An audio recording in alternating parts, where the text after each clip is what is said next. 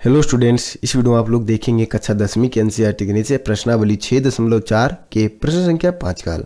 प्रश्न संख्या 5 में कहता है एक त्रिभुज ABC की भुजाओं AB, BC और CA के मध्य बिंदु क्रमशः D, E और F हैं।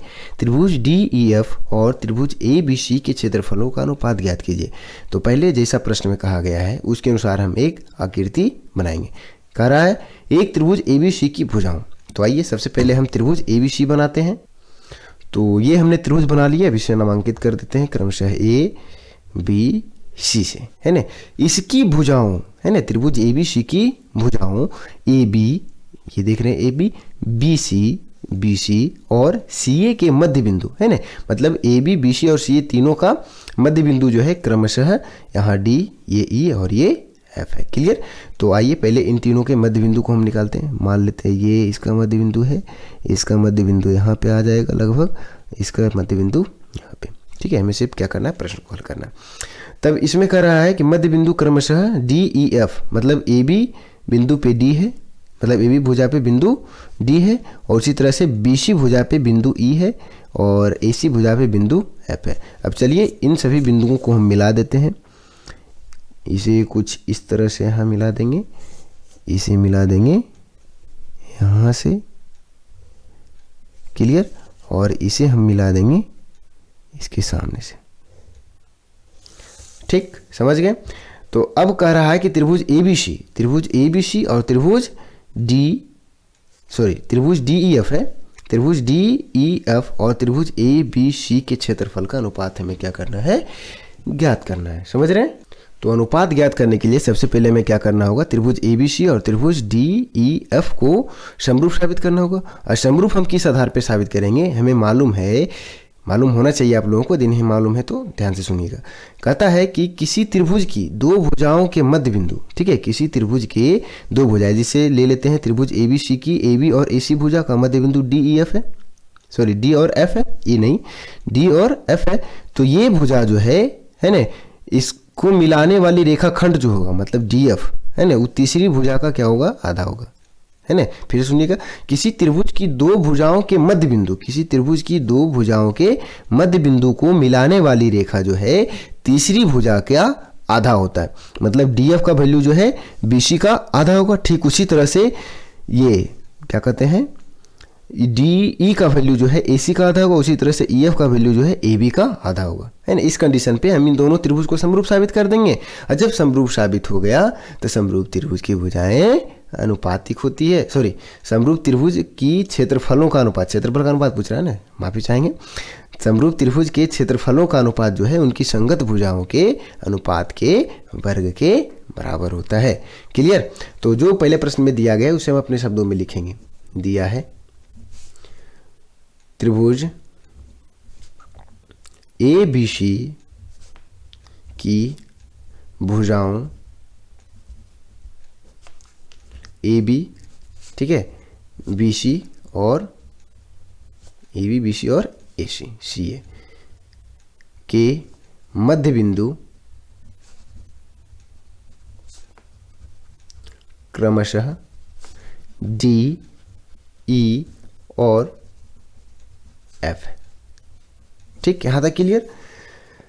और हमें सिद्ध क्या करना है कि त्रिभुज त्रिभुज DEF का क्षेत्रफल त्रिभुज ABC के क्षेत्रफल का अनुपात निकालना है, मतलब तो निकालना है, ज्ञात करना है, इसे सिद्ध नहीं करना है, क्या करना है, ज्ञात करना है। ज्ञात करना है एरिया ऑफ ट्रायंगल DEF, मतलब त्रिभुज DEF का क्षेत्रफल बटे एरिया ऑफ ट्रायंगल ABC। ठीक है, यहाँ तक। तो ये हमें क्या करना है, ज्ञात करना है। तो सबसे पहले हम इन दोनों त्रिभुज को समरूप साबित करेंगे, लिखेंगे प्रमाण में। ठीक है, लिख देना है, चूंकि किसी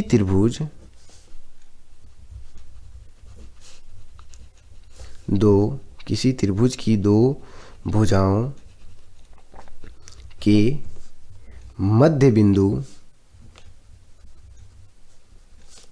को मिलाने वाली रेखा, मध्य बिंदुओं को मिलाने वाली रेखा तीसरी भुजा का आधा होता है। तीसरी भुजा का आधा होता है। ये प्रमेय आप लोग ध्यान में रखेंगे, बिल्कुल नहीं भूलना है। तो यहाँ जो है क्या कर रहा है कि किसी त्रिभुज की दो भुजाओं के मध्य बिंदु को मिलाने वाली रेखा तीसरी भुजा का आधा होता है। अर्थात यहाँ करके हम लिख सकते हैं, जैसे ए बी और ए सी के मध्य बिंदु डी और एफ है, यहाँ से बन गया कौन सा, डी एफ भुजा। तो तीसरी भुजा कौन सी हो गई, बी सी। तीसरी भुजा जो हो गया बी सी हो गया, समझ रहे हैं। तो इसका जो है क्या होगा, डी एफ आधा होगा, अर्थात इसका वैल्यू हम लिख सकते हैं 1/2 बी सी। समझ रहे हैं। त्रिभुज की दो भुजाओं के मध्य बिंदु को मिलाने वाली रेखा तीसरी भुजा का आधा होता है। तो दो भुजा ए बी और ए सी का मध्य बिंदु डी एफ बना भुजा डी एफ, तो ई जो है क्या है, बी सी भुजा का आधा होगा। ठीक उसी तरह से डी एफ हो गई, ये हमारा डी एफ हो गया। अब लेंगे हम डी को ले लेते हैं, चलिए ई एफ को ले लेते हैं। पहले ई एफ लेंगे, तो ई एफ दो भुजा ए सी और बी सी के मध्य बिंदु के मिलने से बन रहा है। तो इसकी सामने की भुजा ए बी है ना, तीसरी भुजा है ना, तो इसका क्या हो जाएगा, ये आधा हो जाएगा, मतलब ई एफ का वैल्यू 1/2 ए बी। क्लियर। ठीक उसी तरह से हो जाएगा, मतलब हमारा कौन सा, ये बच गया डी एफ हो गया और ई एफ हो गया, बच गया डी। तो डी का वैल्यू क्या हो जाएगा, दो भुजा कौन कौन से बन रहा है, ए बी और बी सी के मध्य बिंदु के मिलने से बन रहा था। तीसरी भुजा ए सी के आधा हो जाएगा, मतलब 1/2 ए सी। यहाँ से हम लिख सकते हैं बी सी इधर गुना में, तो इधर लेके आएंगे तो भाग में, या करके लिख सकते हैं डी एफ बटे बी सी का जो अनुपात हो जाएगा 1/2 के बराबर रह जाएगा। क्लियर। क्योंकि बी सी इधर क्या है, गुना में, इधर के भाग में। ठीक उसी तरह से ई एफ बटे ए बी का अनुपात 1/2। ठीक उसी तरह से यहाँ से आ जाएगा ये डी ई बटे ए सी का अनुपात 1/2। इसे हम समीकरण 1 बना देंगे, इसे 2 बना देते हैं, इसे 3 बना देते हैं। तो लिख देंगे समीकरण, इक्वेशन फर्स्ट, सेकेंड, थर्ड से, है ना। क्या हो जाएगा, तीनों का वैल्यू चूंकि 1/2 ही आ रहा है, इसलिए डी एफ बटे बी सी का जो अनुपात है बराबर हो जाएगा ई एफ बटे ए बी के अनुपात की, वो बराबर हो जाएगा D E F A B हो गया, और बच गया क्या, सॉरी, डी ई बटे ए सी के अनुपात के बराबर। ठीक है। तो अब हम यहाँ देख रहे हैं कि पहले त्रिभुज की, है ना, तीनों संगत भुजाएं जो है, दूसरे त्रिभुज की तीनों संगत भुजाएं का अनुपात जो है क्या है, बराबर है। पहले त्रिभुज के संगत भुजा का अनुपात दूसरी त्रिभुज के संगत भुजा का अनुपात जो है क्या है, आपस में बराबर है। इसलिए यहाँ से हम लिख सकते हैं एस एस एस समरूपता से त्रिभुज A B C, sorry A B C नहीं है, हाँ ए बी सी है, त्रिभुज ए बी सी समरूप हो जाएगा त्रिभुज। अब देख लेते हैं थोड़ा सा कि कौन कौन सा त्रिभुज हमें लिखना चाहिए।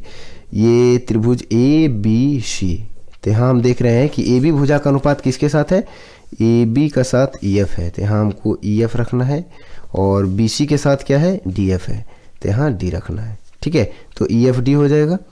यहाँ देखिए ए बी ई एफ, ये आपको ध्यान में बिल्कुल रखना है। ठीक है, मतलब किस तरह से आप समरूप लिख रहे हैं, ना कि ए बी सी है तो इधर से लगातार आप डी ई एफ लिख दें। ठीक है, ए बी सी है लगातार डी एफ लिख दें, तो यहाँ भुजा का अनुपात क्या है, डी एफ और बी सी के साथ है, तो आपका मैच नहीं करेगा। ठीक है, तो वो त्रिभुज समरूप नहीं होगा। तो इसलिए इस समरूपता को लिखने में आपको ये चीज़ का ध्यान रखना है। तो ए बी के साथ हमारा ई एफ था, तो ए बी की संगत भुजा सामने ई एफ रख लिए, और उसी तरह से डी एफ के साथ बी सी है, डी एफ के साथ बी सी है, ये भी ठीक है, और डी ई के साथ ए सी है, डी ई के साथ ए सी है। तो ये हमारा हो गया त्रिभुज ए बी सी के समरूप हो जाएगा त्रिभुज ई एफ डी। ठीक है। अब ये दोनों, चूंकि ये दोनों त्रिभुज क्या हो चुके हैं, समरूप हो चुके हैं। ठीक है, त्रिभुज ए बी सी और त्रिभुज ई एफ डी। तो समरूप त्रिभुज के क्षेत्रफलों का अनुपात जो है लिख लेते हैं यहाँ पे। आइए, तो दोनों त्रिभुज समरूप हो चुके हैं, तो लिखेंगे चूंकि समरूप त्रिभुज के क्षेत्रफलों का अनुपात, चूंकि हमें प्रश्न में यहाँ क्या पूछ रहा है, त्रिभुज ए बी सी और सॉरी त्रिभुज डी ई एफ और त्रिभुज ए बी सी के क्षेत्रफल का अनुपात। चूंकि समरूप त्रिभुज के क्षेत्रफलों का अनुपात उनकी